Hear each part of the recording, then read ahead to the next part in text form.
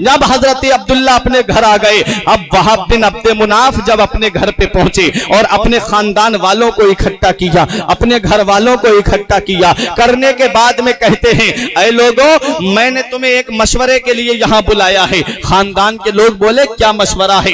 बोले, हमारा मशवरा ये है कि अब्दुल्ला अब्दुल मुत्तलिब के बेटे जवान हैं और मेरी बेटी आमिना जवान है। मैं चाहता हूं कि अब्दुल्ला का निकाह मेरी बेटी आमिना के साथ हो जाए। कबीले के लोग देख के हंसने लगे, बोले, कैसी बात करता है? तेरे पास चंद बकरियां और वो बकरियों के रेवड़ का मालिक, तू एक आम आदमी और वो सरदार मक्का का बेटा, और वो अब्दुल मुत्तलिब जो सरदार मक्का है, सरदार कुरैश है, खाना काबा के मुतवल्ली हैं, वो उनका बेटा, तू मामूली आदमी, तेरे घर से वो रिश्ता जोड़ेंगे? अब्दुल मुत्तलिब अब्दुल मुत्तलिब के लिए बड़े बड़े रईसों के घरों के रिश्ते तैयार रहते हैं, और तू कह रहा है कि तू अपनी बेटी का रिश्ता उनके बेटे के साथ करने की बात कर रहा है। कहा, लोगों, अगरचे मैं गरीब हूं, ऐ लोगों, अगरचे मैं पैसे वाला नहीं हूं, लेकिन कयामत के दिन वो अब्दुल मुत्तलिब के अमीर बेटे का हाथ मांगने वालों में मुझ जैसे गरीब का भी तो नाम आ जाएगा। जब इतना कहा, लोगों ने कहा, हम नहीं जाएंगे। कहा, मैं जाऊंगा उनके दरवाजे पर। मुझे मालूम है अब्दुल मुत्तलिब का घर वो घर है जहां से किसी साइल को खाली हाथ नहीं लौटाया जाता है, जहां हर गरीब की मदद की जाती है। अब्दुल मुत्तलिब के दरवाजे पर आ गए वहाब बिन अब्द मुनाफ, और आकर के दरवाजा खटखटाया। अब्दुल मुत्तलिब बाहर निकल के आए और कदमों पे गिर करके कहते हैं, अब्दुल मुत्तलिब, मैं आज तुमसे कुछ मांगने आया हूं। फरमाया, उठो, मांगने वालों को हम सीने से लगाते हैं और भीख हम कदमों में गिरा के नहीं देते हैं, बल्कि सीने से लगा करके देते हैं। बता क्या मांगना चाहता है? मांग, जो मांगेगा मैं दूंगा। जब इतना कहा तो वहाब की आंखों में आंसू आ गए। हजरत वहाब बोले कि मैं आज आपसे दौलत का सवाल करने नहीं आया हूं, कोई प्रॉपर्टी का सवाल करने नहीं आया हूं, बल्कि आपके बेटे अब्दुल्ला के लिए अपनी बेटी का हाथ मांगने, अपनी बेटी के लिए मैं आपके बेटे अब्दुल्ला का हाथ मांगने के लिए आया हूं। अल्लाह अकबर। जब इतना सुना, इतना सुनने के बाद अब्दुल मुत्तलिब बोले, जरा ये तो बता, तेरी बेटी का नाम क्या है? अब्दुल मुत्तलिब जो सरदार मक्का हैं, अब्दुल मुत्तलिब जो सरदार कुरैश हैं, अब्दुल मुत्तलिब जो खाना काबा के मुतवल्ली हैं, जो हजारों बकरियों के मालिक हैं। जरा सुनो तो सही, हजरत अब्दुल मुत्तलिब ने हजरत वहाब से ये नहीं कहा तेरी प्रॉपर्टी कितनी है, ये नहीं पूछा तेरी जमीन कितनी है, ये नहीं पूछा तेरी जायदाद कितनी है। फरमाया, बता तेरी बेटी का नाम क्या है? कहा, मेरी बेटी का नाम आमिना है। जब इतना सुना, हजरत अब्दुल मुत्तलिब नाम पे गौर करने लगे। आमिना अमन से बना है, जिसके माना आते हैं चैन देने वाली, जिसके माना आते हैं राहत देने वाली, जिसके माना आते हैं आराम देने वाली। सोचने लगे, बेटे का नाम अब्दुल्ला है और बहू का नाम आमिना है, इनसे जो बच्चा पैदा होगा वो दुनिया में अमन देता हुआ आएगा, वो दुनिया में आराम देता हुआ आएगा, वो दुनिया को राहत पहुंचाता हुआ आएगा। हजरत अब्दुल मुत्तलिब कहते हैं, अरे वहाब, तुम मेरे दरवाजे पर आ गए, ये बहुत अच्छी बात है, वरना चंद दिनों में मैं खुद तुम्हारे घर पर अपने बेटे का रिश्ता लेकर के आने वाला था। हजरत अब्दुल मुत्तलिब ने कहा, मैं खुद तेरे घर रिश्ता लेकर के आने वाला था।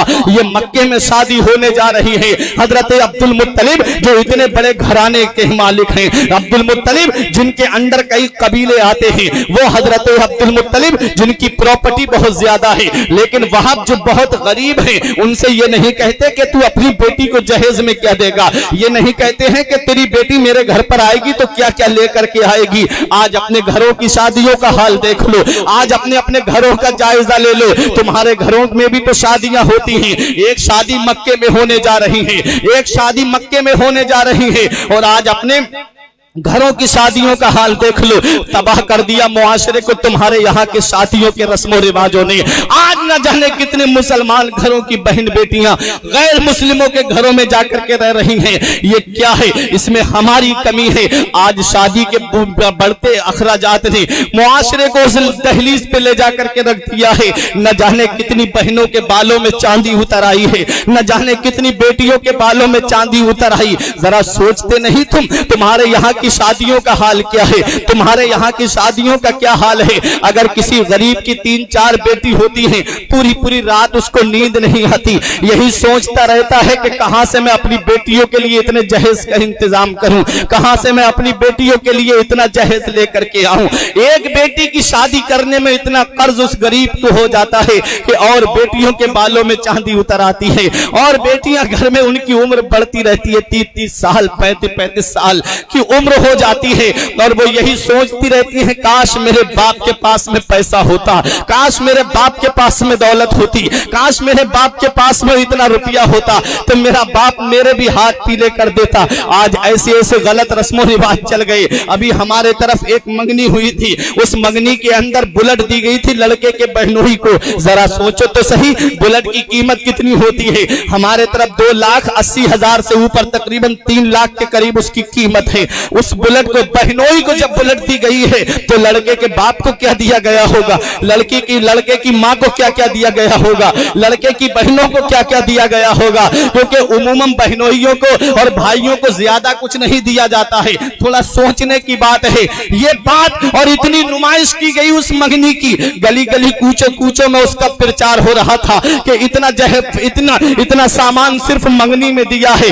जब वो मंगनी कर करके अपने घर पर आए तो मोहल्ले के लोग कह रहे थे अरे जब मंगनी में इसने इतना दिया है तो शादी में कितना देगा। उसी में पड़ोस में अगर कोई गरीब बेटी होगी, उसने सुना होगा तो उसके दिल पे क्या बीती होगी, उस बेटी ने जब ये सुना होगा तो उसके दिल पर क्या बीती होगी। आज मेरे रब ने तुझे अमीर कर दिया, आज मेरे रब ने तुझे पैसा दे दिया, आज मेरे रब ने तुझे दौलत दे दी, आज मेरे रब ने तुझे प्रॉपर्टी दे दी, तू उस प्रॉपर्टी की नुमाइश कर रहा है। तूने गरीबों का ख्याल नहीं किया, तूने उन फकीरों का ख्याल नहीं किया जिनके घर में जवान बेटियां बैठी हुई हैं। रक्षा चलाने वाला गरीब, शाम मजदूरी करने वाला गरीब, पत्थर उठाने वाला गरीब, ईंटें उठाने वाला गरीब, जिसकी 300-400 रुपए की मजदूरी है, वो गरीब जब अपने घर में आता है 200-250 रुपए घर के खर्च में खर्च हो जाते हैं, 200 रुपए बचा करके रखता है। कहां से इतनी प्रॉपर्टी जमा करेगा, कहां से इतना पैसा जमा करेगा। जरा सोचो तो सही उन गरीबों का क्या हाल होगा। जब मोहल्ले पड़ोस में उस मंगनी का जिक्र किया गया होता, उन गरीबों की बेटियों पे कैसी बीत रही होगी। काश मेरे मौला तूने मेरे बाप को भी दौलत दी होती, मेरे बाप को भी गरीब ना बनाया होता, तो आज मेरा बाप भी मेरे हाथ पीले कर देता। तुम्हारे यहाँ की शादियों में कैसे रस्म रिवाज आज पैदा हो गए। इस्लाम में तो सादा निकाह का रिवाज था। आज आओ अपने जहन को जरा करीब करो, आज हमारा मुआशरा कहां पर पहुंच गया, आज हमारी सोसाइटी कहां पर पहुंच गई। आज तबाह कर दिया इस मुआशरे को इस रस्म रिवाज ने। ऐसे ऐसे मुआशरे में चीजें जन्म लेने लगी। उस गरीब ने अगर किसी से कह दिया मेरी बेटी का रिश्ता लगाओ, तो जो बीच वाला होता है वो कभी महीनों रिश्ते को चलाता रहता है, कभी लड़के के यहाँ खाता है, कभी लड़की के यहाँ पर खाता है, और वो गरीब 300 रुपए की मजदूरी करने वाला ला करके उसको अच्छा खिलाता है ताकि मेरी बेटी का रिश्ता कराएगा। और उसके महीनों रिश्ता चलने के बाद में कहता है कि लड़के का बाप देखने के लिए आएगा या लड़के की मां देखने के लिए आएगी। ये सारी बातें आज इस दौर में चल रही हैं। कभी खबर आती है अभी बहन और बहनोई देखने के लिए रह गए हैं, वो भी देखने के लिए आएंगे। कभी खबर आती है अभी लड़के का भाई रह गया है, वो भी देखना चाहता है। उसके बाद महीनों रिश्ते चलते हैं, 6-6 महीने रिश्ते चलते हैं, 1-1 साल रिश्ते चलते हैं। उसके बाद में क्या नतीजा निकलता है, यही नतीजा निकलता है कि आकर के कहता है कि लड़के के भाई को लड़की पसंद नहीं आई या लड़के के बहनोई को लड़की पसंद नहीं आई। अरे जालिम, जब रिश्ता करना ही नहीं था क्यों उस गरीब के घर पर गया खाने के लिए? जब तुझे उस घर से रिश्ता जोड़ना ही नहीं था क्यों तू उसके घर पर जाकर के कह रहा था कि मैं तेरी बेटी का रिश्ता करा दूंगा? अरे नादान, क्या इसका हिसाब नहीं देना पड़ेगा? मेरा रब सब जानता है। मेरे रब ने आज तुझे अमीर बना दिया है। हमने उन लोगों को भी देखा है जो कभी कारों से घूम रहे थे, आज उनके पैरों में चप्पल नसीब नहीं है। और हमने उन गरीबों को भी देखा है जिनके पैरों में चप्पल नहीं होती थी, आज बिल्डिंगों में महलों में फख्र कर रहे हैं। रोजी देने वाली जात अल्लाह की है, दौलत देने वाली जात अल्लाह की है, पैसा देने वाली जात अल्लाह की है, सरमाया देने वाली जात अल्लाह की है। मौला अली शेर खुदा फरमाते हैं दौलत पर और सेहत पर कभी भरोसा मत करना, क्योंकि बीमारी आने में वक्त नहीं लगता और पैसे के जाने में वक्त नहीं लगता। ये क्या है हजरत गिरामी, अगर अल्लाह ताला ने इस इंसान को मालदार बनाया था था, इसको चाहिए था कि गरीबों की गरीबी के लिहाज रखता, गरीबों की मदद करता, गरीबों को अपने सीने से लगा के कहता। अरे नादान, अगर किसी का रिश्ता जुड़ भी जाता है तो अगर वो घर पर आ जाए उसका समधी, तो पूछता है समधी साहब जरा ये बताओ कि तुम बारात कितनी लेकर के आओगे? तो कहता है बारात क्या, ऐसी 500-600 लोग आ जाएंगे तेरे घर पर बारात में। अल्लाह अकबर, खुद तो 100 लोगों के कार्ड छपाए दावत देने के लिए, और जब बारात लेके जा रहा है तो 500 और 600 की बारात लेकर के जा रहा है।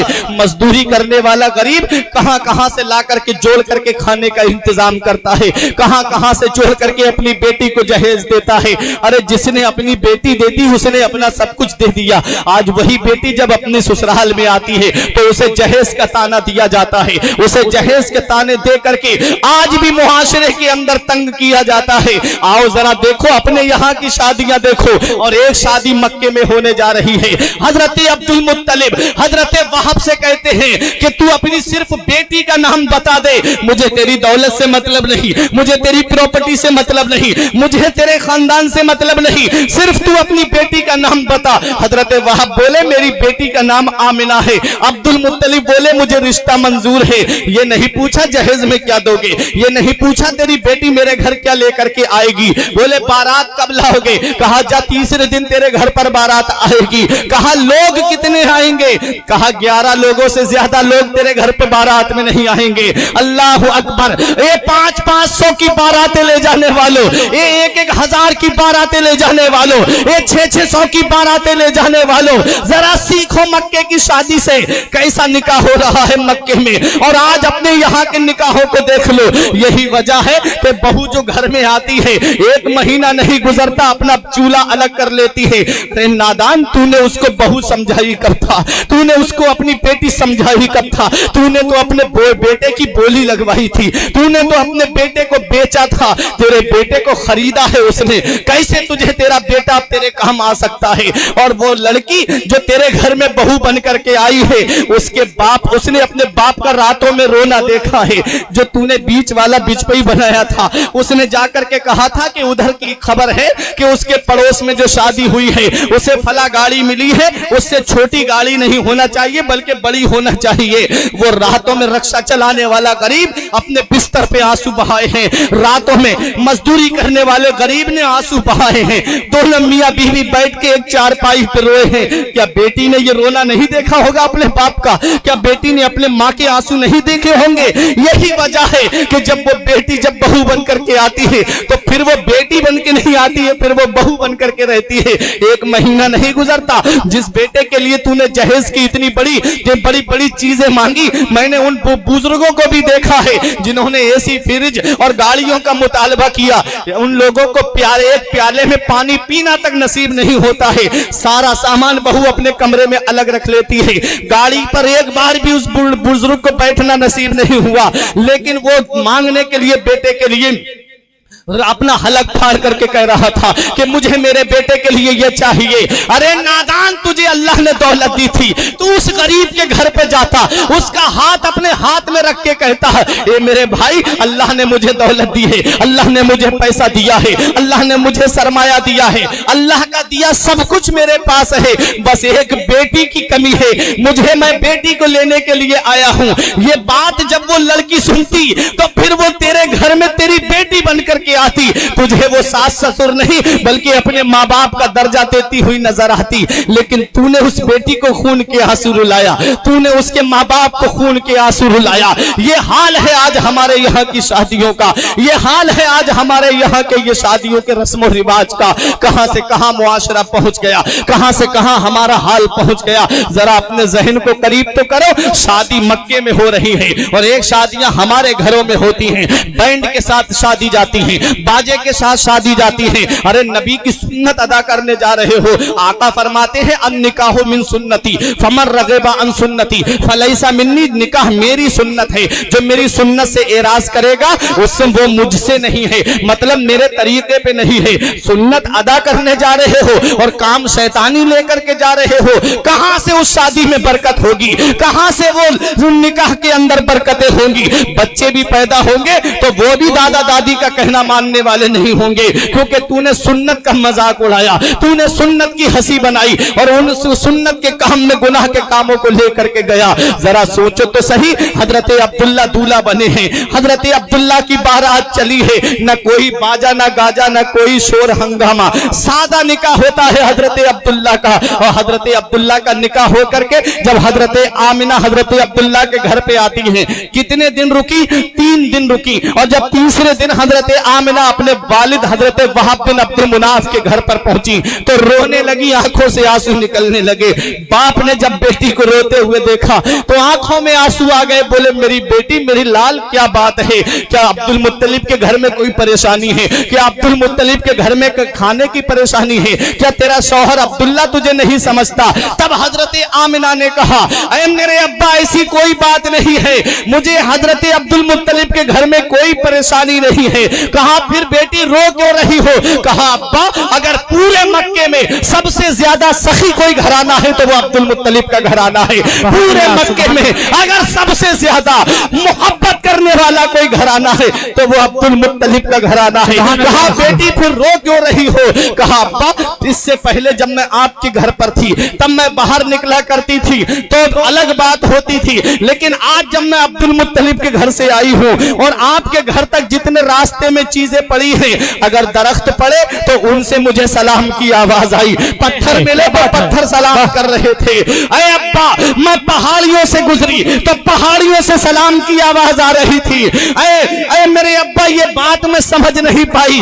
तब हजरत वहाब ने अपनी बेटी की पेशानी को चूम के कहा, मेरी बेटी, आज मेरी तमन्ना पूरी हो गई, आज मेरी आरजू पूरी हो गई, आज मेरी ख्वाहिश पूरी हो गई। कहा अब्बा कौन सी? कहा बेटी, मैं जानता हूं कि आखिरी पैगंबर का नूर अब्दुल्ला की पेशानी में जगमगा रहा था, इसलिए मैंने सोचा कि जब वो आखिरी पैगंबर इस दुनिया में तशरीफ लाए तो बेटी वो तेरे शिकम मुबारक से तशरीफ लाए, इसलिए मैंने तेरा निकाह अब्दुल्ला के साथ कराया था। आज वो मेरी तमन्ना पूरी हो गई, आज वो मेरी ख्वाहिश पूरी हो गई। आखिरी पैगंबर का नूर अब तेरे रहम मुबारक में है, अब वो तेरे शिकम मुबारक में है, मैं कामयाब हो गया। इतना कहा, यही हजरत आमिना रजी अल्लाह ताला अन्हा है। अब नूरे मुस्तफा हजरत अब्दुल्ला के सुल्ब से होता हुआ हजरत आमिना के शिकम मुबारक में आ जाता है।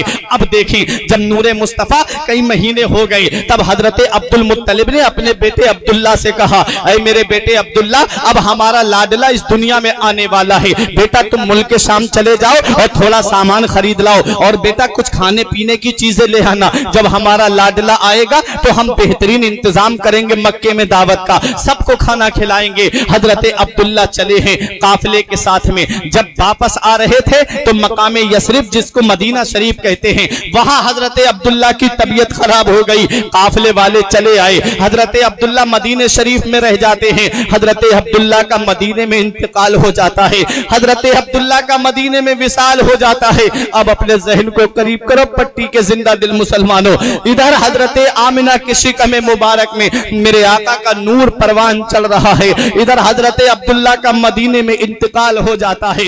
हजरत आमिना ने एक दिन मेरे शौहर अभी तक नहीं आए, काफिले वाले आ गए। हजरत अब्दुल मुत्तलिब ने अपने बेटे हारिस को भेजा, कहा बेटा जाओ जरा पता तो लगाओ कि अब्दुल्ला अभी तक क्यों नहीं आए। जब हारिस पहुंचे मदीने में तो उन्हें खबर मिली, उन्हें पता चला कि हजरत अब्दुल्ला का इंतकाल हो गया, हजरत अब्दुल्ला का विसाल हो गया। जरा सोचो तो सही, उस औरत से पूछो जिसके शिकम मुबारक में जिसके शिकम मुबारक में मदीने वाले मुस्तफा का नूर परवान चल रहा है। जरा सोचो तो सही। और हजरत अब्दुल्ला का साया सर से उठ गया, कैसी बीतती होगी हजरत आमिना के दिल पर। हारिस आए मदीने से मक्का, पूछा अब्दुल मुत्तलिब ने, बेटा क्या बात, अब्दुल्ला को लेकर नहीं आए? कहा अब्बा अब अब्दुल्ला इस दुनिया में नहीं रहे, अब्दुल्ला का इंतकाल हो गया है। जब अब्दुल मुत्तलिब ने इतना सुना तो अपना सर पकड़ करके बैठ गए, सोचने लगे किस मुंह से अपनी बहू से कहूंगा कि अब उसका शौहर इस दुनिया में नहीं रहा, अब कैसे अपनी बहू आमिना को बताऊंगा, और वो इस हाल में है। हजरत अब्दुल्ला के विसाल की खबर अभी हजरत आमिना को नहीं दी जाती है। हजरत अब्दुल्ला तो जब कई दिन हो गए, हजरत आमिना ने फिर पूछा, अब्बा अब्दुल्ला की कोई खबर नहीं आई। जब देखा कि अब बताना ही पड़ेगा, तब अब्दुल मुत्तलिब ने कहा, बेटी अब अब्दुल्ला इस दुनिया में नहीं रहे, अब हजरत अब्दुल्ला का विसाल हो गया है। जब इतना सुना, हजरत आमिना बैठ जाती हैं और रब की बारगाह में अर्ज करती है, मेरे मौला, मेरे शौहर की अमानत मेरे शिकम में परवान चल रही है और तूने मेरा सहारा पहले ही उठा लिया। गैब से आवाज आती है, आमिना परेशान मत हो, हमने इसके वालिद का साया हिकमत से उठाया है। ऐ आमिना, इसके वालिद का साया हमारी हिकमत से उठा है। ऐ आमिना, जो तेरे शिकम में परवान चल रहा है, उसे किसी के सहारे की जरूरत नहीं है, उसका खुदा उसका सहारा है और वो सारी खुदाई का सहारा है। बरेली का इमाम पुकार के कहता है, गमजदों को रजा मुज्दा दीजे के है, गमजदों को रजा मुज्दा दीजे के है, बेकसों का सहारा हमारा। नारे तकबीर, नारे रिसालत, नारे गौस, मसलके आला हजरत, मसलके आला हजरत, सरकार की आमद, सरकार की आमद, नारे तकबीर, नारे रिसालत। वाह सुभान अल्लाह। हजरत आमिना रजी अल्लाह ताला अन्हा रात दिन हजरत अब्दुल्ला को याद करके रोती थी, आंखों से आंसू निकलते थे। किस्मत वाली है वो औरतें जिनके शौहर हयात हैं, जिनके शौहर जिंदा हैं। न जिस औरत के सर से उसके शौहर का साया उठ जाता है, उसकी न मैके में कोई इज्जत होती है, न ससुराल में कोई इज्जत होती है। कोई उससे प्यार मोहब्बत के साथ बात करने के लिए तैयार नहीं होता। मैं गुजारिश करूंगा, मेरी माँ बहनें भी इस प्रोग्राम में आई हैं, अपने शौहरों की इज्जत करो, अपने शौहरों की तौकीर करो, अपने शौहरों के साथ मोहब्बत के साथ पेश आओ, क्योंकि ये शौहर अल्लाह की बहुत बड़ी नेमत है। हमने उस औरत को भी देखा है जो कुर्सी पे बैठ करके सोने के कंगन पहन करके पूरे घर पे हुक्म जमाती है। क्यों? क्योंकि शौहर का साया सर पे होता है, और जिस दिन शौहर का साया सर से उड़ जाता है, बूढ़ी एक कमरे में बैठी रहती है, सोचती है वो बहू जो उससे पूछती थी शौहर के होने पर, कहती थी अम्मी आज शाम को खाने में क्या खाओगी। बेटा भी पूछता था अम्मी आज शाम को मैं तुम्हारे लिए क्या बनवा दूं। आज वही बूढ़ी शौहर का साया सर पे नहीं है तो कोई उससे एक बात पूछने के लिए नहीं आता कि आज क्या खाओगी। सोचती रहती है काश मेरा बेटा मुझसे बात कर लेता, काश मेरी बहू मुझसे बात कर लेती। शौहर वालियों, अपनी किस्मत पे नाज करो, तुम्हारे शौहर हैं तो उनकी इज्जत करो, उनकी तौकीर करो, उनके साथ मोहब्बत से पेश आओ। हजरत आमिना कहती है मौला मेरे शिकम में अब्दुल्ला की अमानत परवान चढ़ रही है और तूने मेरा सहारा पहले ही उठा लिया।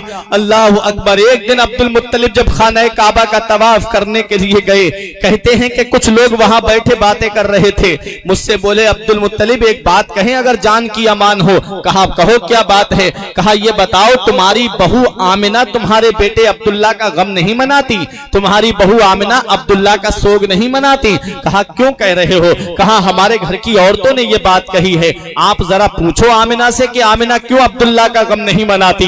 हजरात अब्दुल मुत्तलिब आए, आकर के अपनी बीबी फातिमा से कहते हैं, अब्दुल मुत्तलिब की बीबी का नाम फातिमा था। कहा फातिमा एक बात बताओ, आज तक मक्के में किसी की हिम्मत नहीं जो अब्दुल मुत्तलिब से एक बात कर ले, आज आमिना की वजह से मुझे सुनना पड़ गया। कहा क्या बात है। कहा आमिना से पूछो क्या वो अब्दुल्ला का गम नहीं मनाती। कहा अब फातिमा ने मैं नहीं पूछ सकती। कहा क्यों। कहा इसलिए कि अभी 2-3 दिन पहले मैंने यही पूछना चाहा था, आमिना की पेशानी से एक नूर निकला, मेरी पेशानी पे लगा, मैं जमीन पे गिर गई, मैं बेहोश हो गई, ना सुबह का पता ना शाम का पता। बोली मेरे अंदर हिम्मत नहीं। आए अब्दुल मुत्तलिब, कहा आमिना एक बात कहो। एक बात कहूं बताओगी। कहा हाँ अब्बा कहो क्या बात है। कहा एक बात बताओ आमिना। नारे तकबीर, नारे रिसालत, नारे गौस, मसलके आला हजरत हजरत अल्लामा मौलाना जाकिर हुसैन साहब किबला, नारे तकबीर, नारे रिसालत। हजरात देखिए हमारे खुसूसी खतीब खतीब अहले सुन्नत हजरत मौलाना जाकिर हुसैन साहब किबला की तशरीफ आवरी हो चुकी है। बस कुछ देर की गुफ्तगू और आप समाप्त कर लें। मैं नूरे मुस्तफ़ा की बरकत आपके सामने बयान करके अपनी तकरीर को खत्म कर दूंगा। खुसूसी खिताब आपको हजरत का समाअत करना है। जरा मोहब्बत से दुरूद पाक पढ़ने, अल्लाहुम्मा सल्ली अला सय्यिदना व मौलाना मुहम्मदिन व बारिक वसल्लिम सलातों व सलामन अलैका या रसूल अल्लाह सल्लल्लाहु अलैहि वसल्लम। अपने नबी की जरा तारीख सुन लो, अपने नबी की हिस्ट्री सुन लो। आगे के वाकयात तो आप बहुत सुनते रहते होंगे, लेकिन नबी की तशरीफ लाने से पहले के जरा वाकयात सुन लो। मैं आज आपको बड़ा तारीख की रोशनी में बयान कर रहा हूँ। दुआ है परवरदिगार मेरे बयान करने को और आपके सुनने को अपनी बारगाह में कबूल फरमा ले, ताकि कयामत के दिन ये मेरे लिए निजात का और बख्शिश का जरिया बन जाए। हजरत आमिना से जब अब्दुल मुत्तलिब ने कहा, अरे बेटी क्या तुम अब्दुल्ला का गम नहीं मनाती, क्या तुम अब्दुल्ला का सोग नहीं मनाती? तब हजरत आमिना ने आंखों में आंसू भर के कहा, अब्बा कैसी बात करते हो, जब से अब्दुल्ला का विसाल हुआ है ना तो दिन को चैन है ना रात को आराम है, हमेशा अब्दुल्ला की याद आती रहती है। कहा बेटी तो ये तुम्हारे जिस्म से खुशबू क्यों आती है? कहा अब्बा आप सिर्फ खुशबू की बात करते हैं। कहा अब्बा सुनो, पहले मैं जब कुएं पे पानी लेने जाती थी तो मुझे डोल डाल करके रस्सी से खींच के पानी निकालना पड़ता था। आज जब मैं कुएं पे जाती हूँ तो पानी ऊपर आ जाता है और मैं पानी को भर लेती हूँ। कहा अब्बा यही कमाल की बात नहीं, बल्कि मक्के की सारी औरतें कहती हैं ए आमना अभी घर मत जाना। कहा क्यों? कहा जब तुम घर चली जाती हो तो कुएं का पानी नीचे चला जाता है, हमें डोल डाल करके भरना पड़ता है। आमिना जब तक तुम खड़ी रहती हो पानी ऊपर रहता है। और यही कमाल की बात नहीं, अब्बा जब मैं पहाड़ों से गुजरती हूँ तो पहाड़ों से सलाम की आवाज आती है, जो दरख्तों से गुजरती हूँ दरख्त ऊपर होते हैं नीचे आ जाते हैं और कहते हैं अस्सलातु वस्सलामु अलैके उम्मे या रसूल अल्लाह, ए अल्लाह के रसूल की माँ तेरे ऊपर सलाम हो। कहा यही कमाल नहीं? कहा अब्बा यही कमाल नहीं। अब्बा जब मैं गलियों से गुजरती हूँ सारी गलियां खुशबू से महकने लगती हैं। बरेली का इमाम पुकार के कहता है उनकी महक ने दिल के गुंजे खिला दिए हैं, उनकी महक ने दिल के गुंजे खिला दिए हैं, जिस राह चल गए हैं कूचे बसा।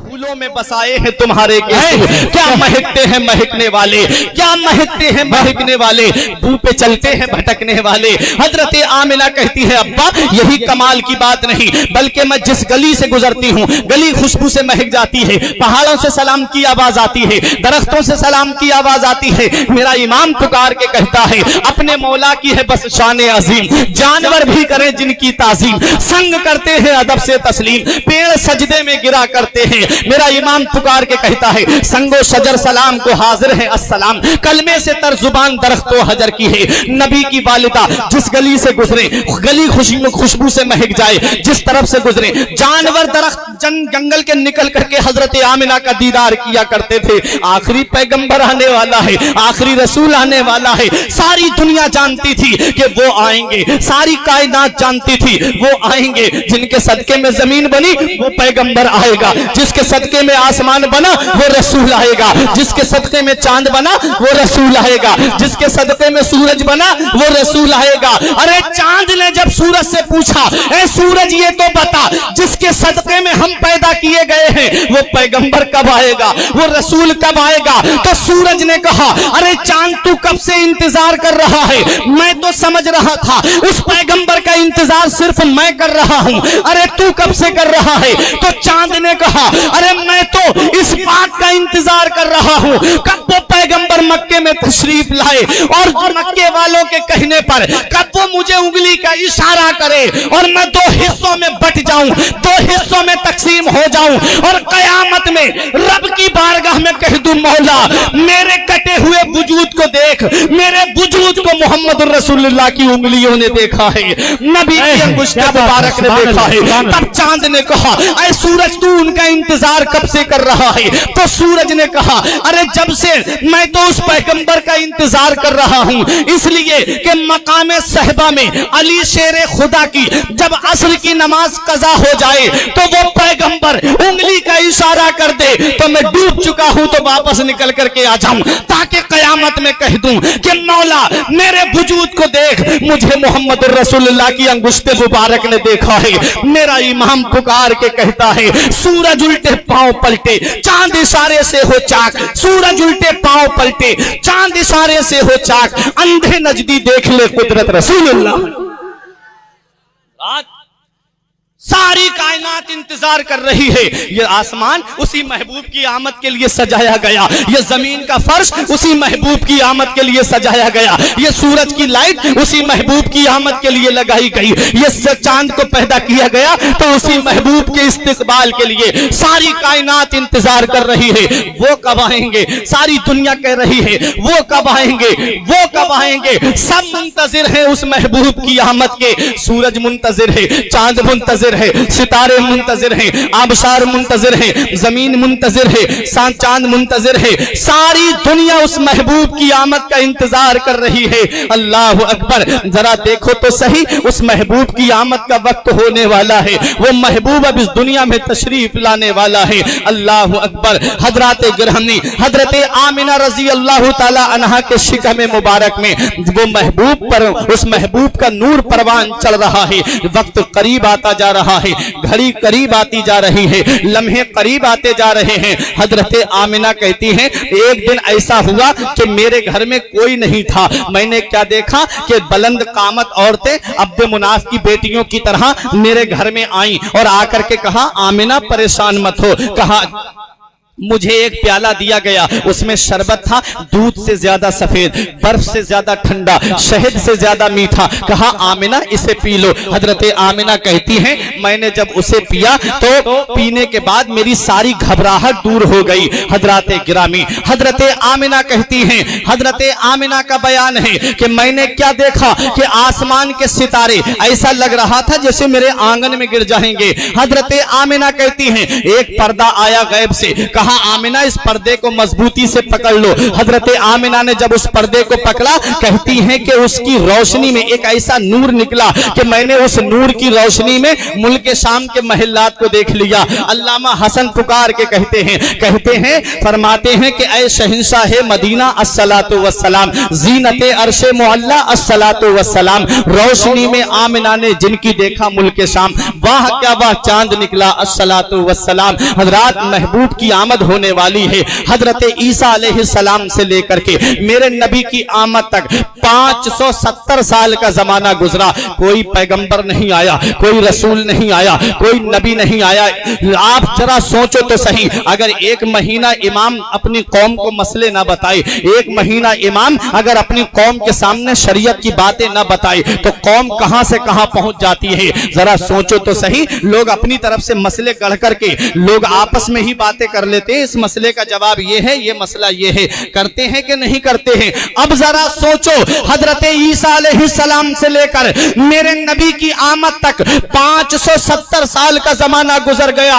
कोई पैगंबर नहीं आया, कोई रसूल नहीं आया, कोई नबी नहीं आया। क्या हाल हो गया था मक्के वालों का, कौन सी हालत पे पहुंच गए थे मक्के वाले। अगर किसी के यहाँ बेटी पैदा होती तो वो उसको जिंदा दफन कर दिया करता था। अगर किसी का और शौहर मर जाता तो उस बूढ़ी औरत को एक कमरे के अंदर बंद कर दिया जाता, 40 दिन तक उसे कमरे में बंद रखा जाता, पेशाब पाखाने तक के लिए बाहर नहीं निकलने दिया जाता, उसी के अंदर बूढ़ी रहती। 40 दिन के बाद अगर वो जिंदा निकल आती, सर के बाल मूंड करके, चेहरे पे कालक लगा करके, गधे की नंगी पीठ पे बिठा के पूरे कस्बे शहर में घुमाया जाता था। ये वो मनहूस औरत है, मनहूसा औरत है जिसकी वजह से उसका शौहर मर गया। अब बेटों की विरासत में माँ आ जाती थी, बेटे चाहते तो उसे अपने पास में रख लेते या चाहते तो बाजार में जाकर के बेच आते थे। और औरतों को, बीबियों को तो पैर की जूती समझा जा रहा था। बहनों का हाल ऐसा बन चुका था कि भाई खुद अपने हाथ से अपनी बहन का मर्डर कर दिया करता था, कत्ल कर दिया करता था,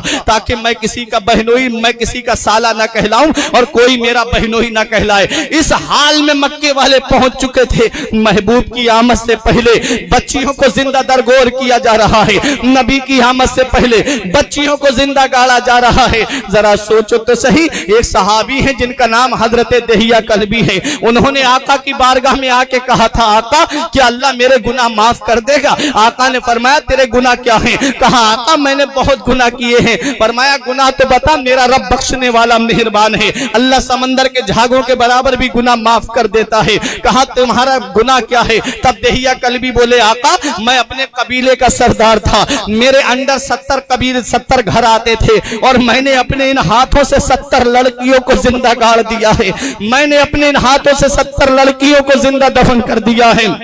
इतना सुनना था। मेरे आका की बारगाह में जिब्राइल अलैहिस्सलाम हाजिर हुए, अर्ज करते हैं आका दहिया कल्बी से कह दीजिए कि वो इस्लाम कबूल कर ले, कलमा पढ़ ले, अल्लाह सारे गुनाह माफ कर देगा।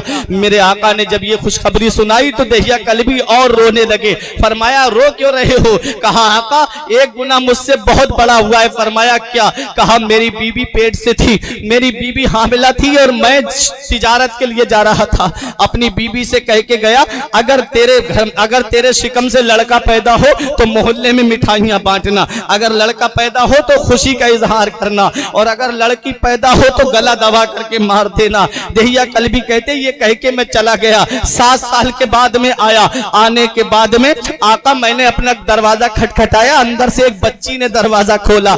जब बच्ची ने दरवाजा खोला मैंने पूछा तू कौन है? उसने कहा मैं इस घर के मालिक की बेटी हूँ। उस बच्ची ने पूछा आप कौन है? कहा मैं इस घर का मालिक हूँ। वो बच्ची छोटी सी मेरे पैरों पे लिपट गई, बोली अब्बा आप कहाँ चले गए थे? मैं कब से अपनी माँ से पूछती थी अब्बा कब आएंगे, मैं आपके बारे में सुबह शाम पूछती थी अम्मी अब्बा कब आएंगे। दहिया कल्बी रोते जा रहे हैं और आका से अर्ज करते जा रहे हैं आका मेरी बच्ची ने मेरे पैरों को पकड़ के कहा अब्बा आपने आते आते बहुत देर कर दी। मैंने अपनी बीवी से कहा बीवी ये किसकी बेटी है? कहा ये आपकी बेटी है। कहा मैंने तुझसे क्या कहा था कि लड़का पैदा हो तो उसे जिंदा रखना, लड़का पैदा हो तो मोहल्ले में मिठाइयां बांटना, लड़का पैदा हो तो खुशी का इजहार करना, और लड़की पैदा हो तो जिंदा दफन कर देना, उसका गला दबा करके मार देना। दहिया कल्बी ने जब इतना कहा तो बीबी ने कहा मेरे शौहर मैंने जब बच्ची को जन्म दिया था मुझे तुम्हारी नसीहत याद थी, मैं इसका गला दबाना चाहती थी, तब मेरे ज़मीर ने आवाज दी अगर तूने इस बच्ची को मार दिया तो कयामत तक के लिए माँ की ममता से भरोसा उठ जाएगा, कयामत तक के लिए कोई माँ के ऊपर भरोसा नहीं करेगा। दहिया कल्बी की बीबी ने कहा इसलिए मैंने अपनी बच्ची को नहीं मारा। अरे नादान ये बेटी है, देख इसका चेहरा देख कैसा फूल सा खिलता हुआ चेहरा है।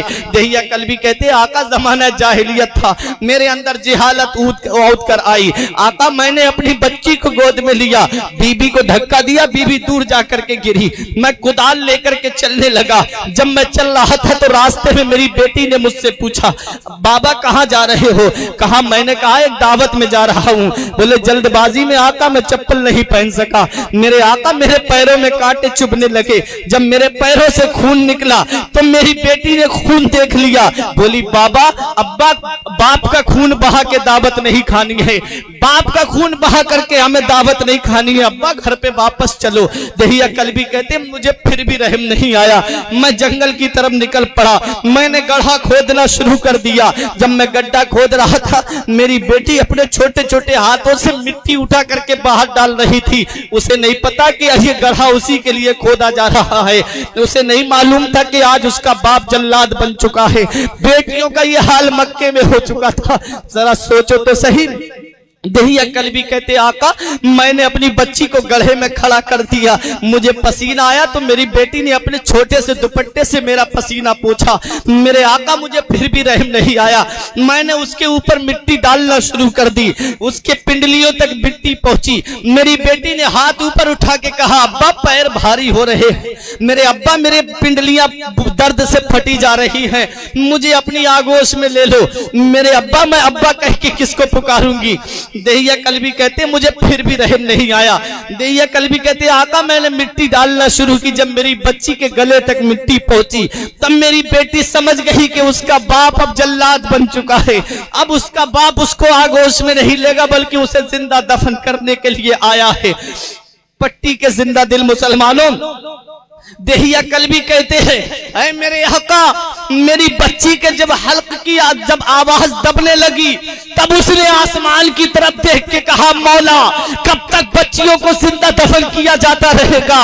ऐ मेरे परवरदिगार जहां सारे दरवाजे बंद हो जाते हैं वहां तेरी रहमत का दरवाजा खुला होता है। इधर तुम जिस हिंदुस्तान में रहते हो इसी गंगा नदी के किनारे पर ऐसा दौर बन चुका था, अगर किसी का शौहर इंतकाल कर जाता तो उस जवान लड़की को भी उसी चिता पे जला दिया जाता था, उसका बाप भी निगाहों के सामने खड़ा होता, उस बेटी का चचा भी निगाहों के सामने होता, उस बेटी का भाई भी उसका निगाहों के सामने खड़ा होता। वो गरीब बेचारी कहती मेरा शौहर इस दुनिया से चला गया, मुझे क्यों जलाया जा रहा है, मेरा शौहर चला गया, अरे मेरे बाप मुझे क्यों जिंदा जलाया जा रहा है। तो बाप कहता है बेटी यही रस्मो रिवाज है, यही रीत चली आ रही है। बेटी मैं सोसाइटी से लड़ाई नहीं ले सकता, मैं अपने खानदान वालों से जंग नहीं कर सकता, बेटी तुझे भी इस चिता पे जलना पड़ेगा। इधर चिताओं पे जलने वाली बेवाएं आसमान के पर्दों की तरफ, पर्दों पर उनकी आवाजें पहुंची। उधर मक्के में दफन होने वाली बच्चियां रो रो करके कह रही थी मौला कब तक जिंदगियां तबाह होती रहेंगी। बेटी बचाओ बेटी पढ़ाओ का नारा इन्हें आज मिला है। अरे ये नारा 1400 साल पहले मदीने वाले मुस्तफा ने दिया था। आज तुमने हजारों माओं को चिताओं पे जला दिया, हजारों माओं की चिताएं जला दी, तब तुम्हें आज समझ में आया कि बेटी बढ़ाओ बेटी पढ़ाओ बेटी बचाओ। जरा देखो चिताओं पे जलने वाली बेवाएं आसमान की तरफ निगाह उठा के कह रही थी मौला तेरा पैगंबर कब आएगा जो बेवाओं को बचाएगा। मक्के में दफन होने वाली बच्चियां रब की बारगाह में अर्ज कर रही थी मौला कब तक बच्चियां जिंदा दफन होती रहेंगी, कब तक बच्चियों को जिंदा गाड़ा जाता रहेगा, कब तक बच्चियों को जिंदा दफन किया जाता रहेगा, कब तक बच्चियों का गला घोटा जाता रहेगा। इधर बेवाएं रो करके कह रही थी मौला कब तक बेवाओं को चिताओं पे जलाया जाता रहेगा। तो ऐ पट्टी के जिंदा दिल मुसलमानों, ठीक 12 रबीउल नूर को ऐन खानाए काबा के सामने से, अब्दुल मुत्तलिब के मकान से, अब्दुल्ला के घर से, हजरत आमिना की गोद में जब नबी की आमद होती है तो आसमान में एक आवाज बुलंद होती है ऐ दफन होने वाली बच्चियों अब परेशान मत हो, ऐ चिताओं पे जलने वाली बेवाओं अब परेशान मत हो, तुम्हें बचाने के लिए मोहम्मद रसूलुल्लाह है। तुम्हारे तकबीर, नारे रिसालत, नारे गौस, नस्ल के आला हजरत, सरकार की आमद, सरकार की आमद, आका की आमद, दिलदार की आमद, सोने की आमद, मक्की की आमद, मदवी की आमद, नारे तकबीर। वाह। कहती थी बेवा इलाही भेज जलवा नूर का, कहती थी बेवा इलाही भेज जलवा नूर का। दफन होती बच्चियां तकती थी रास्ता नूर का। नारियों का दौर था, दिल जल रहा था नूर का। तुमको देखा हो गया ठंडा कलेजा नूर का। सुबह तैबा में हुई बढ़ता है बाड़ा नूर का, सदका लेने नूर का। आया है तारा नूर का, मैं गदा तू बादशाह, भर दे प्याला नूर का। नूर दिन दूना तेरा दे डाल, सदका नूर का। तेरी नस्ले पाक में है बच्चा बच्चा नूर का। तू है आईने नूर तेरा सब घराना नूर। मुस्तफा आए बेवाएं मुस्कुराने लगी, मुस्तफा आए बच्चियां मुस्कुराने लगी, मुस्तफा आए यतीम मुस्कुराने लगे, मुस्तफा आए कमजोर मुस्कुराने लगे, मुस्तफा आए गुलाम मुस्कुराने लगे, मुस्तफा आए गरीब मुस्कुराने लगे, मुस्तफा आए जो परेशान हाल थे वो मुस्कुराने लगे। हमारी परेशानी को दूर करने वाला पैगंबर आ गया। बेटियां कह रही थी हमें बचाने वाला पैगंबर आ गया। बेवाएं कह रही थी हमें जलने से बचाने वाला पैगंबर आ गया। नबी की आमद हुई मक्के की सरजमीन पर, मुस्तफा तशरीफ लाए मक्के की सरजमीन पर। मेरे नबी की आमद पर हर एक खुशियां मना रहा है, फरिश्ते खुशियां मना रहे हैं, अंबिया खुशियां मना रहे हैं। जिब्राइल की खुशी का आलम ना पूछो। 3 झंडे लेके आए, एक काबे की छत पे गाड़ा, एक बैतुल मुकद्दस की छत पे गाड़ा, एक हजरत आमिना के मकान की छत पे गाड़ा। एक रिवायत है कि एक काबे की छत पे गाड़ा, एक मशरिक में गाड़ा, एक मगरिब में गाड़ा और दुनिया को पैगाम दे दिया वो तशरीफ लाया है जिसकी सारी कायनात पर हुकूमत होगी। वो आ गया है जिसकी सारी कायनात पर हुक्मरानी होगी। जिब्रील झंडे गाड़ के खुशी का इजहार कर रहे हैं। उधर आदम मुबारकबाद दे रहे हैं, नूह मुबारकबाद दे रहे हैं, इब्राहिम मुबारकबाद दे रहे हैं, इस्माइल मुबारकबाद दे रहे हैं। अरे जिसका इंतजार कर रहे थे वो आ गए हैं। आसमान कह रहा है वो आ गए, जमीन कह रही है वो आ गए, चांद सूरज कह रहा है वो आ गए, सितारे कह रहे हैं वो आ गए। सब खुशी मना रहे हैं, अंबिया खुशियां मना रहे हैं, फरिश्ते खुशियां मना रहे हैं। ऐसे आलम में जब इब्लीस को ढूंढा जाता है, जब शैतान को तलाश किया जाता है, तो मक्के के बाहर एक पहाड़ी है जिसे बूक कुबैस कहते हैं। पहाड़ी पर अपना सर मार रहा था। शैतानों ने पूछा, अरे आप यहाँ क्या कर रहे हैं? तब इब्लीस ने कहा, दूर हो जाओ मेरी नजरों से, तुम्हें पता नहीं मेरे मंसूबे को खाक में मिलाने वाला पैगंबर आ गया, मेरे निजाम को दरहम बरहम करने वाला रसूल आ गया। इधर नबी खुशियां मना रहे हैं, फरिश्ते खुशियां मना रहे हैं, अंबिया खुशियां मना रहे हैं, जिब्राइल खुशियां मना रहे हैं। उधर शैतान के पेट में दर्द हो रहा है। तो ऐ पट्टी के जिंदा दिल मुसलमानों, लड़ने की जरूरत नहीं है, झगड़ने की जरूरत नहीं है, बहस करने की जरूरत नहीं है। मुस्तफा की आमद पर जो खुशियां मनाते हैं, नबी की आमद पर जो घरों को सजाते हैं, नबी की आमद पर जो अपने घरों में झंडे लगाते हैं, मुस्तफा की आमद पर जो एक दूसरे को मुबारकबाद देते हैं, वो फरिश्तों की सुन्नत अदा करते हैं, नबियों की सुन्नत अदा करते हैं। और नबी की आमद पर जिनके पेट में दर्द होता है, वो इब्लीस के तरीके पे चलते हैं। मेरा इमाम कयामत तक इन जालिमों को ये पैगाम दे रहा है, ए मेरे नबी की आमद पर अपने चेहरे बिगाड़ने वालों, ए मेरे नबी की आमद पर अपने पेटों में दर्द महसूस करने वालों, अहमद रजा कयामत तक सुन्नियों को ये पैगाम देता रहेगा कि हश्र तक डालेंगे हम पैदाइश मौला की धूम, हश्र तक डालेंगे हम पैदाइश मौला की धूम। मिसले फारस नजद के किले गिराते जाएंगे, खाक हो जाए अदू चलकर, मगर हम तो रजा, दम में जब तक दम है जिक्र उनका सुनाते जाएंगे। सुभान अल्लाह, सुभान अल्लाह, हक है, सुभान अल्लाह। दम में जब तक दम है जिक्र उनका सुनाते जाएंगे, दम में जब तक दम है जिक्र उनका सुनाते जाएंगे। आप हजरात कोई परेशानी लग रहा है भाई को देख के? हजरात बहुत अच्छा बयान, नबी की माशाअल्लाह, क्या बात है। तो कोई ज्यादा नहीं हुआ है, नबी की आमद का जिक्र हो रहा है। नबी के जलसे में जब बैठा करो तो मोहब्बत के साथ बैठा करो, और ये सोच के मत आया करो कि हम फला खतीब को सुनने जा रहे हैं या फला शायर को सुनने जा रहे हैं। ये सोच के आया करो कि जलसा किस शख्सियत के नाम से है। अरे आज के जलसे को उस नबी से निस्बत है जिसके सदक़े में सारी कायनात को पैदा किया गया है।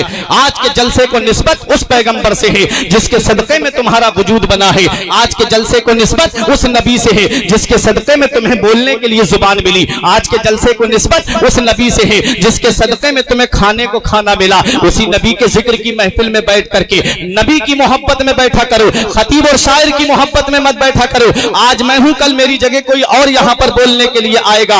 उस नबी की मोहब्बत में बैठोगे तो कयामत का दिन होगा। मदीने वाले मेरी मोहब्बत में मेरा जिक्र सुनने के लिए बैठे थे, परवरदिगार मेरी मोहब्बत की वजह से इन्हें जन्नत अता फरमा। नारे तकबीर, नारे रिसालत, नारे गौस का दामन, मसलके आला हजरत सरकार की आमद, आका की आमद, नारे तकबीर, वाह क्या बात। लेकिन आज इंसान की ज़हनियत बदल गई, आज इंसान की सोच बदल गई। बस उसको हंसी मजाक की बातें जितनी ज्यादा सुनाओगे उतनी ही ज्यादा वो खुश होगा और उसको वही चीज ज्यादा पसंद आएगी। तुम नहीं जानते कि हमारे नबी ने क्या पैगाम दिया, तुम नहीं जानते हमारे नबी ने क्या दर्स दिया, तुम नहीं जानते कि हमारे नबी ने क्या सबक दिया। अब भी सुधर जाओ, अब भी वक्त है। दुनिया तुम्हें मिटाने पे तुली है, सारे सब तरफ से नजरें मुसलमानों पे टिकी हुई हैं और तुम आज आपस में बटे हुए हो। बस तुमको गलियों में हंसी मजाक करने के लिए मिल जाए। तुम नहीं जानते सबकी नजरें तुम्हारे ऊपर टिकी हुई हैं। आज अगर तुम एक नहीं हुए और अपने नबी का दामन तुमने सच्चाई के साथ नहीं पकड़ा तो वो दिन दूर नहीं है। न संभलोगे तो मिट जाओगे सुन्नी मुसलमानों, न संभलोगे तो मिट जाओगे हिंदी मुसलमानों। तुम्हारी दास्ता तक भी ना होगी दास्तानों में। इसलिए नबी की मोहब्बत में बैठो, नबी के इश्क में बैठो, नबी के प्यार में बैठो। मदीने वाले मुस्तफा की आमद मक्के की सरजमीन पर हुई। नबी मक्के में तशरीफ लाए, बेवाएं मुस्कुराने लगी, बच्चियां मुस्कुराने लगी, ज़ईफ मुस्कुराने लगे, कमजोर मुस्कुराने लगे, गुलाम मुस्कुराने लगे। आ गया वो पैगंबर, आ गया जो हमें गुलामी से निजात देगा। आ गया वो पैगंबर जो हमारी बच्चियों को बचाएगा। अल्लाह अकबर। जब मेरे आका माँ के शिकम में थे। बाप का साया सर से उठ गया। जब 6 साल की उम्र हुई, हजरत आमिना ने कहा, बेटा अपने दादा अब्दुल मुत्तलिब से पूछो, हमें अब्दुल्ला की बहुत याद आ रही है, हम जरा उनके पास जाना चाहते हैं। मेरे आका अपने दादा के पास तशरीफ लाए और अपने दादा से कहा, दादा हम यसरिब जाना चाहते हैं। अब्दुल मुत्तलिब ने कहा ठीक है। कहा हमारी अम्मी भी जाएंगी। कहा ठीक है। हजरत अब्दुल मुत्तलिब ने बांदी उम्मे ऐमन को साथ में कर दिया। यही बात बयान करके तकरीर खत्म करने जा रहा हूं। बांदी उम्मे ऐमन है, मेरे आका है और हजरत आमिना है, 3 लोग जा रहे हैं। जब मकामे अबवा आता है, मक्के और मदीने के बीच में जगह है,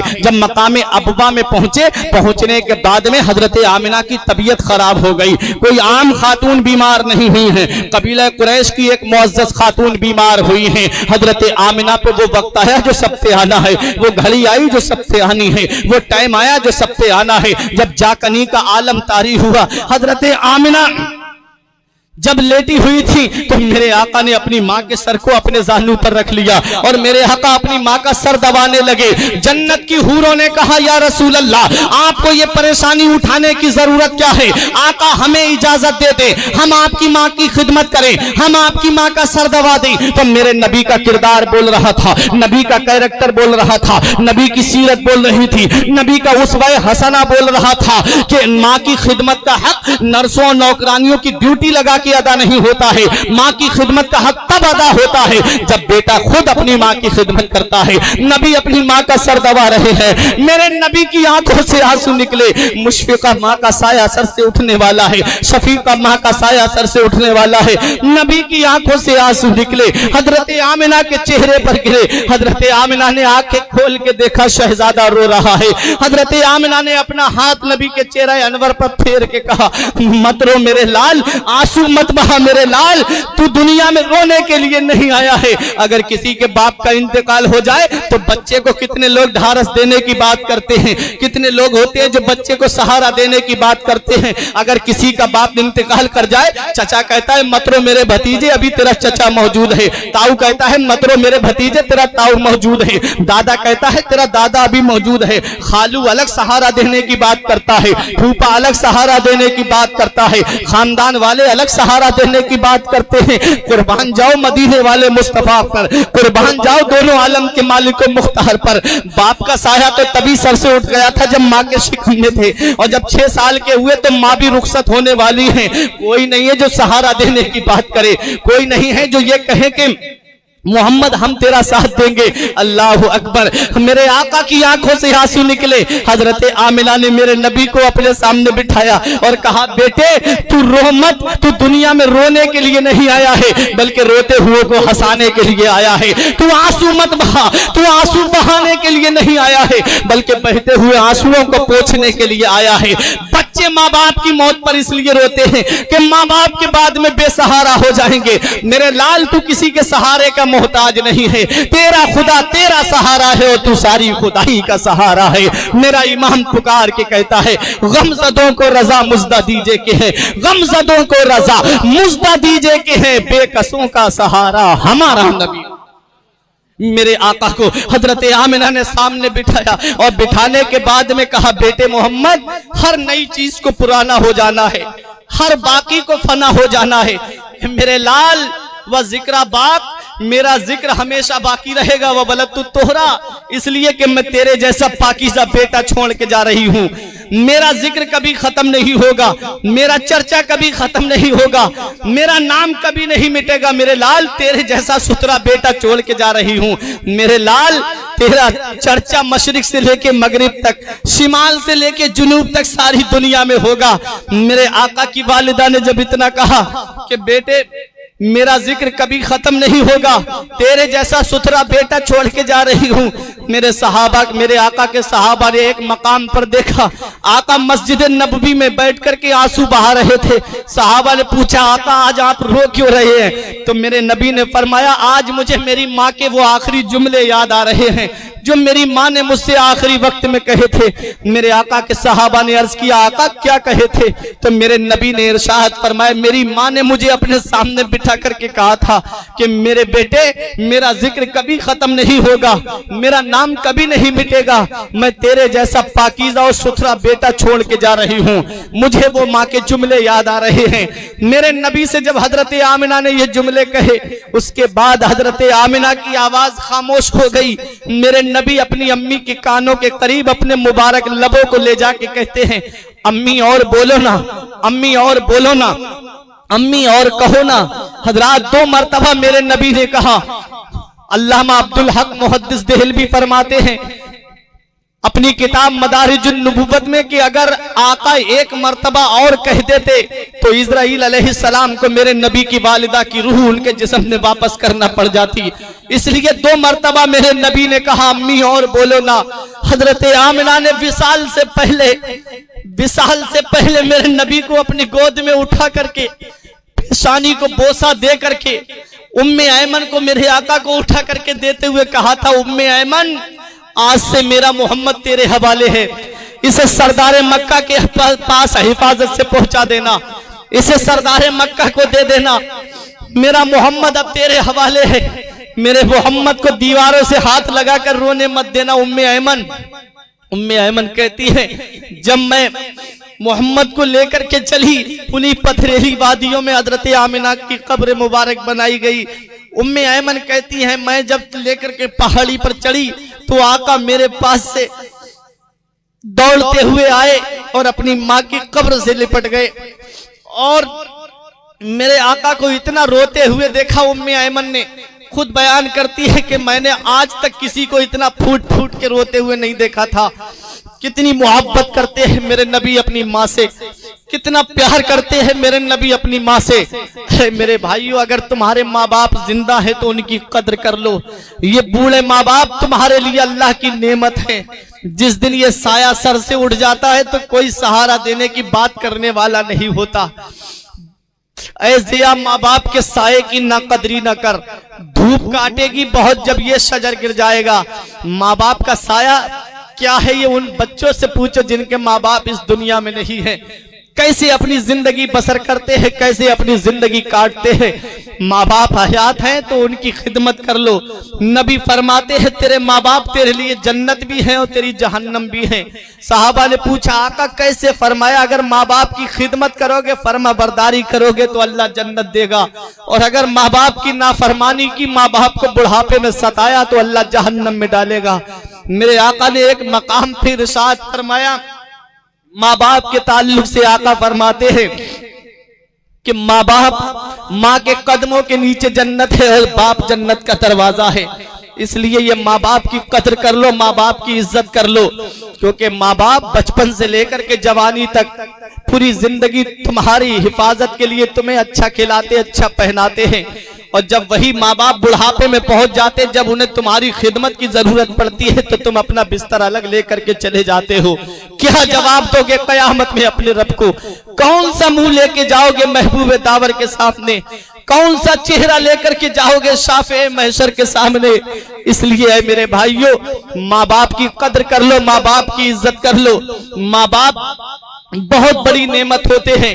उम्मे ऐमन कहती है, मैंने जितना मोहम्मद को फूट फूट के अपनी माँ की कब्र पर रोते हुए देखा था, उतना मैंने आज तक किसी बच्चे को रोते हुए नहीं देखा था। ये मेरे नबी की अपनी माँ से मोहब्बत थी, ये मेरे नबी का अपनी माँ से प्यार था। अगर माँ 100 बद्दुआएं करती है तो अल्लाह 99 रद्द कर देता है, 1 कबूल करता है। अल्लाह 99 कबूल कर लेता है और 1 रद्द कर देता है। और अगर माँ 100 दुआएं करती है तो अल्लाह ताला 99 कबूल कर लेता है और 1 रद्द कर देता है। क्योंकि कोई भी माँ बाप अपने औलाद को सच्चे दिल से बद्दुआ नहीं देते हैं। अपने माँ बाप की कद्र कर लो, पहली मोहब्बत है दुनिया में माँ बाप की जो बदला मांगती है। अगर तुम अपने माँ बाप के साथ भलाई करोगे तो तुम्हारी औलाद तुम्हारे साथ भलाई करेगी। इसलिए माँ बाप की इज्जत करो, माँ बाप की कद्र करो। मुश्किल से चंद बच्चों को पाला था जतन से, बुढ़ापे में मेहनत का सिला उनसे ना पाई। हर चीज तो तकसीम हुई बाप के मरते, एक माँ थी जो हिस्से में किसी के नहीं आई। अपने माँ बाप की इज्जत कर लो, माँ बाप की कद्र कर लो। मेरे आका अपने माँ बाप से मोहब्बत करने का सबक दे रहे हैं। कभी मौका मिलेगा तो इंशाअल्लाह इससे आगे का बयान मैं आपको नबी की सीरत का सुनाऊंगा। इंशाअल्लाह। सुभान अल्लाह। अल्लाह इरशाद फरमाता है, ऐ गैब की खबरें देने वाले नबी, हमने आपको गवाह बना के भेजा, खुशखबरी सुनाने वाला बना करके भेजा, दर सुनाने वाला बना करके भेजा, और हमने आपको चमकता हुआ सूरज बना करके भेजा। आप अपने रब के हुक्म से बुलाते हैं। अलिफ ने कहा अल्लाह का रसूल आ रहा है, बा ने कहा बानिए इस्लाम आ रहा है, ता ने कहा ताजदारे मदीना आ रहा है, सा ने कहा सरवत वाला आ रहा है, जीम ने कहा जलीलुल कद्र पैगंबर आ रहा है, हा ने कहा हामियो नासिर आ रहा है, दाल ने कहा दो जहां का मालिको मुख्तार आ रहा है, जाल ने कहा जी इल्म जी हशम आ रहा है, रा ने कहा रहमतुल लिल आलमीन आ रहा है, जा ने कहा जहमतों को दूर करने वाला आ रहा है, सीन ने कहा साकिये कौसर आ रहा है, शीन ने कहा शाफ़े महशर आ रहा है, स्वाद ने कहा सादिको अमीन आ रहा है, ज़्वाद ने कहा ज़ईफों की मदद करने वाला आ रहा है, त्वा ने कहा ताहिर मुताहर आ रहा है, मुताहिर आ रहा है, और ज़ा ने कहा ज़ाहिर बातिन आ रहा है, फा ने कहा फकीरों की मदद करने वाला आ रहा है, काफ ने कहा कुरान वाला आ रहा है, काफ ने कहा कमली वाला आ रहा है, लाम ने कहा लौहो कलम वाला आ रहा है, मीम ने कहा मोहम्मद रसूलुल्लाह आ रहा है, नून ने कहा नबियों का इमाम आ रहा है, हा ने कहा हादियो रहबर आ रहा है, और या ने कहा यकता और अनोखी शान वाला आ रहा है। सबसे औला व आला हमारा नबी, सबसे औला व आला हमारा नबी, सबसे बाला व बाला हमारा नबी, अपने मौला का प्यारा हमारा नबी, दोनों आलम का दूल्हा हमारा नबी। मांगने वाले मंगतों को यूं चाहिए, मांगना और किसी से भी क्यों चाहिए, कौन देता है देने को मुंह चाहिए, देने वाला है सच्चा हमारा नबी। सारे अच्छों में अच्छा समझिए जिसे, है उस अच्छे से अच्छा हमारा नबी। सारे ऊंचों में ऊंचा समझिए जिसे, है उस ऊंचे से ऊंचा हमारा नबी। जिसने मुर्दा दिलों को दी उम्रे अबद, है वो जाने मसीहा हमारा नबी। गमजदों को रजा मुज्दा दीजिए के हैं बेकसों का सहारा हमारा नबी। परवरदिगारे आलम की बारगाह में दुआ है, मेरे कुछ अर्ज करने में सबकत लिसानी की वजह से या बतकाज़ा बशरियत कोई गलती हो गई हो, मौला मुझे माफ फरमाए। अस्तगफिरुल्लाह रब्बी मिन कुल्ले ज़ंबि व अतूबु इलैहि। ला इलाहा इल्लल्लाहु मुहम्मदुर रसूलुल्लाह सल्लल्लाहु अलैहि वसल्लम। जिस्म फानी है, सजाने की जरूरत क्या है, हुस्न दुनिया को दिखाने की जरूरत क्या है। ऐसे आमाल करो कि रूह से खुशबू आए, इत्र कपड़ों पे लगाने की जरूरत क्या है। रही कली तो फूल खिलेंगे, जिंदगी बाकी रही तो फिर मिलेंगे। अस्सलाम वालेकुम।